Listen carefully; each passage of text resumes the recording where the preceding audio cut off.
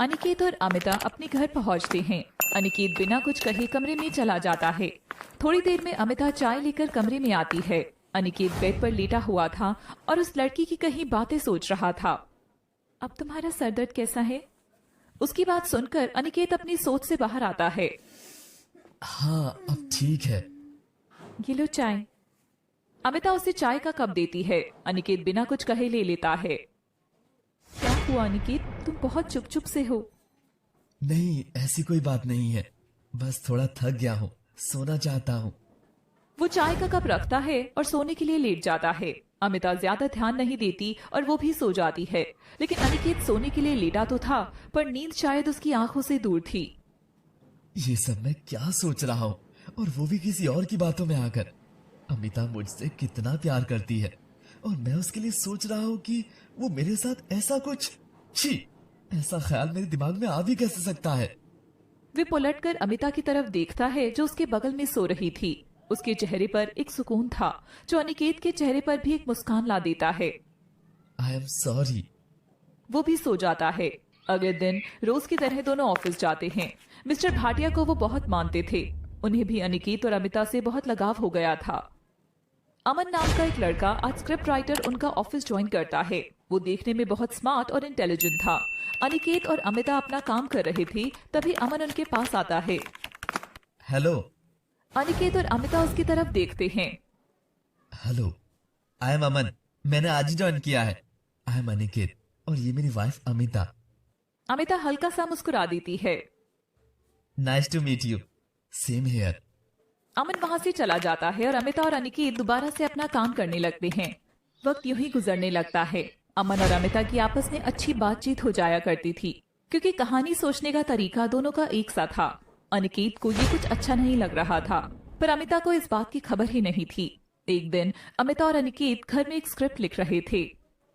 अमिता, मुझे लगता है कि इसमें हमें बहन को नेगेटिव रोल में दिखाना चाहिए। लेकिन इससे अच्छा मैसेज नहीं जाएगा। सगे रिश्तों में ऐसी भावना दिखाना मुझे ठीक नहीं लग रहा। मुझे तो लगता है हमें अमन से इस बारे में डिस्कस करना चाहिए। हो सकता है वो कोई अच्छा आइडिया दे दे। ये बात अनिकेत को अच्छी नहीं लगती, पर अपने गुस्से पर काबू करते हुए वो कहता है, मेरे आइडियाज तुम्हें अच्छे नहीं लगते अब? अरे नहीं, मेरा मतलब था कि अगर किसी और से कंसल्ट करेंगे तो हो सकता है कुछ बेटर मिल जाए जो हमारे दिमाग में ही ना आ रहा हो। अनिकेत बिना अमिता की तरफ देखते हुए बोलता है, जैसे तुम्हारी मर्जी। अमिता को कुछ अजीब सा लगता है। वो उसके कंधे पर हाथ रखती है। क्या बात है अनिकेत, कुछ दिनों से देख रही हो तुम कुछ अलग सा बिहेव कर रहे हो। कोई बात है क्या? नहीं, कोई बात नहीं है। देखो बात तो है, अगर बताओगे नहीं तो मुझे कैसे पता चलेगा? प्लीज बताओ ना, हमारे बीच में कब से ऐसे सीक्रेट्स रहने लगे? प्लीज बताओ। अनिकेत उसकी तरफ देखता है। पहले तो तुम बिना कहे समझ जाया करती थी, और आज पूछ रही हो। अमिता की आंखों में हल्के से आंसू आने लगते हैं। तुम ऐसे क्यों बात कर रहे हो? ऐसा क्या कर दिया है मैंने जो तुम ऐसे बोल रहे हो? अमिता की आंखों में आंसू देखकर अनिकेत को बहुत बुरा लगता है। वो उसे गले लगा लेता है। कुछ नहीं हुआ, मैं मजाक कर रहा था। अमिता रोने लगती है। प्लीज अनिकेत, दोबारा ऐसा मत करना मेरे साथ। मैं तुम्हारी नाराजगी और बेरुखी नहीं बर्दाश्त कर सकती। मैं तुम्हें बहुत प्यार करती हूँ। सॉरी, अभी दोबारा नहीं करूंगा। अनिकेत ने अमिता को सॉरी तो कह दिया था, लेकिन शक शायद एक ऐसी बीमारी है जो लाइलाज है। एक बार अगर रिश्ते में आ जाए तो दीमक की तरह उसे खोखला कर देती है। यूं ही उनकी जिंदगी इतनी उतार चढ़ाव को पार करते हुए चल रही थी। आए दिन उन दोनों में झगड़े और बहस होने लगी थी, लेकिन अनिकेत ने अमिता को कभी वजह नहीं बताई। शायद कहीं ना कहीं उसका मन ये जानता था कि वो गलत सोच रहा है, पर दिमाग दिल पर हावी था। एक दिन अनिकेत पार्क में बैठा हुआ था। उसी के सामने वाली बेंच पर एक लड़की बैठी हुई थी, वो रो रही थी। अनिकेत उसके पास जाता है। एक्सक्यूज मी, आप ऐसे रो क्यों रही हैं? कुछ नहीं।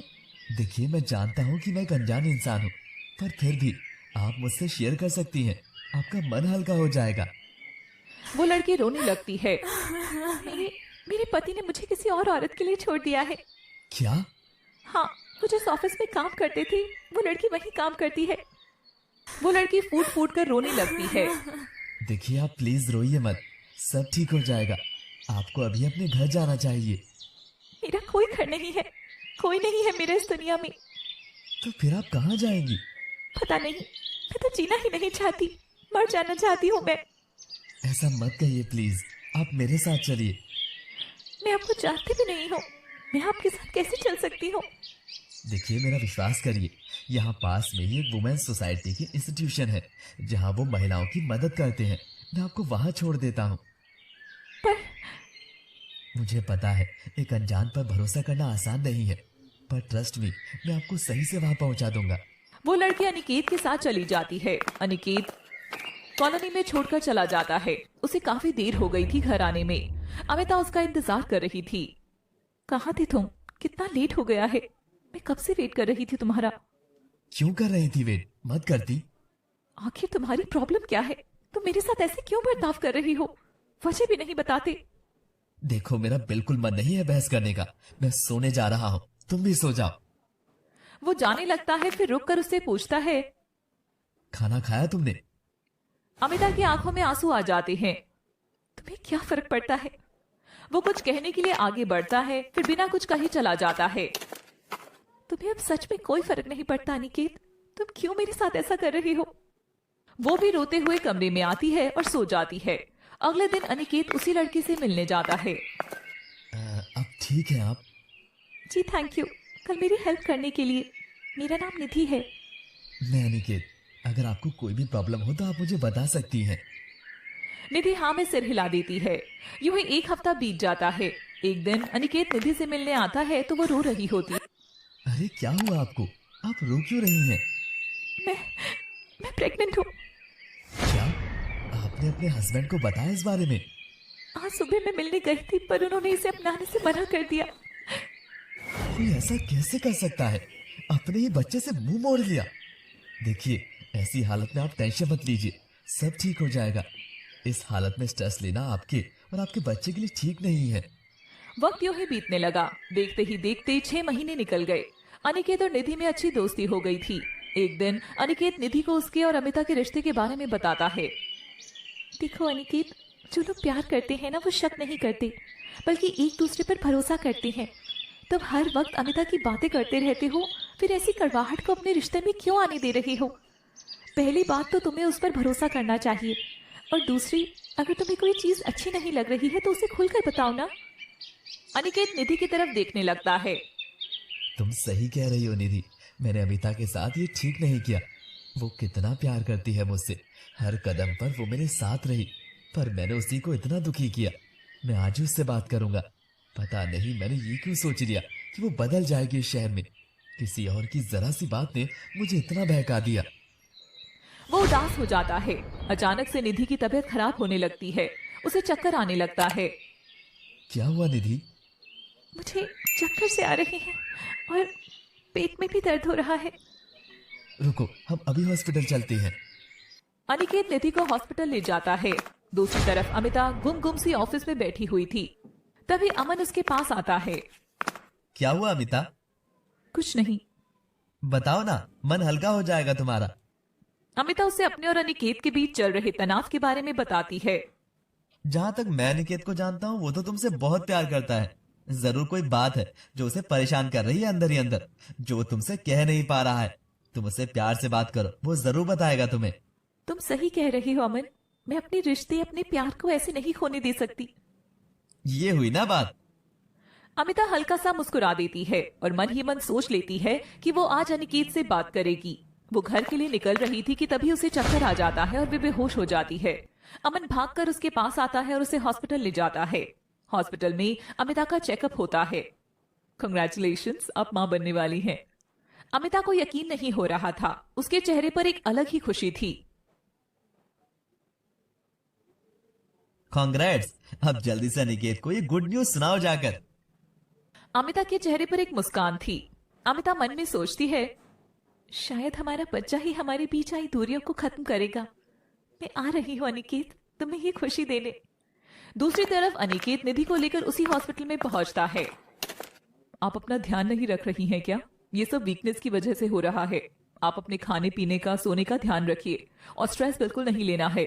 ये माँ और बच्चे दोनों के लिए सही नहीं है। जी डॉक्टर, हम आपकी कही बातों का पूरा ध्यान रखेंगे। चलो निधि। वो दोनों डॉक्टर के केबिन से बाहर आते हैं। निधि को बहुत कमजोरी लग रही थी तो अनिकेत उसे पकड़कर बाहर ला रहा था। उन्हीं के सामने से अमिता और अमन भी आ रहे थे। अमिता की नजर अनिकेत और निधि पर पड़ती है। वो अनिकेत को ऐसे देखकर हैरान हो जाती है। अमिता अनिकेत के पास आती है। ये सब क्या है अनिकेत? कौन है ये? तब तक एक वार्ड बॉय अनिकेत के पास आता है। सर, आपकी वाइफ की रिपोर्ट्स कैबिन में ही रह गई थी, ये लीजिए। अमिता ये सुनकर शॉक रह जाती है। वाइफ? वो ये तब तक अनिकेत की नजर अमन पर पड़ती है। पहले तुम बताओ कि तुम यहाँ क्या कर रही हो और अमन यहाँ कैसे? निधि बहुत कमजोर महसूस कर रही थी। अनिकेत, मैं घर जा रही हूँ, तुम अमिता से बात कर लो। नहीं रुको, मैं तुम्हें ऐसी हालत में अकेले नहीं जाने दे सकता। अमिता की आंखों में आंसू आ जाते हैं। ये सब क्या है अनिकेत? कौन है ये और इस हालत में? शायद इसीलिए तुम्हारा व्यवहार मेरे लिए ऐसा हो गया था इतने दिनों से। ये सब क्या बोल रही हो तुम? जो दिख रहा है वही बोलूंगी ना। अनिकेत को गुस्सा आने लगता है। अच्छा, मेरा व्यवहार बदला है, तुम्हारा नहीं। तुम्हें भी तो मुझसे बेहतर कोई और लगने लगा है। क्या मतलब? मतलब तो मत ही पूछो तुम। वो अमन की तरफ गुस्से से देखता है। अमिता ये देखकर हैरान रह जाती है। सीरियसली ऐसा सोचते हो तुम मेरे बारे में? वो भी तब जब खुद ये सब कर रहे हो। कितनी आसानी से अपनी करनी को मेरे ऊपर डाल रही हो, जबकि तुम्हारा कितने दिनों से ये सब। बस अब समझ आया कि तुम्हारा ऐसा रवैया क्यों हो गया था मेरी तरफ। कितनी छोटी सोच है तुम्हारी। मुझ पर उंगली उठा रहे हो जबकि खुद एक नाजायज रिश्ता बना रखा है। अनिकेत उसे एक थप्पड़ मार देता है। तुम्हारी हिम्मत कैसे हुई ऐसा बोलने की? ये तुम क्या कर रहे हो अनिकेत? एक बार शांति से बात कर लो तुम दोनों। Just shut up. ये सब तुम्हारी वजह से हो रहा है। तुम्ही ने इसे अपनी बातों में फंसाया है। अमिता बस अनिकेत को देखे जा रही थी। अमिता, तुम जो सोच रही हो वैसा। अमिता अनिकेत की तरफ देखती है। और तुम? आज से हम अलग, हमारे रास्ते अलग। वादा करती हूँ दोबारा पलटकर तुम्हारी तरफ कभी नहीं देखूंगी। अनिकेत बेसुत्साह से देखने लगता है। वो खुद को संभालते हुए बोलता है। अरे तुम तो वैसे भी छोड़ने का बहाना ढूंढ रही थी। आज मौका मिल गया तुम्हें। मैं भी वादा करता हूँ, आज जो तुमने कहा है ना कि पलटकर कभी नहीं देखोगी, मैं तुम्हारी इस बात का मान रखूंगा। अमिता की आंखों से आंसू छलक जाते हैं। इस तरह से दोनों के रास्ते अलग हो गए थे। दक्ष, रिद्धि और मिस्टर भाटिया तीनों की आंखों में आंसू थे। सच ही है, शक और ईगो किसी भी रिश्ते के दुश्मन होते हैं। कितना भी प्यार क्यों ना हो, पर अगर रिश्तों में आ जाए तो अपना असर कर ही देते हैं। क्या दक्ष और रिद्धि अपने माँ बाप को एक बार फिर से एक कर पाएंगे, या वो भी इन दोनों की जिद के आगे हार जाएंगे? जानने के लिए देखते रहिए इस प्यार को क्या नाम दूं कहानी का अगला भाग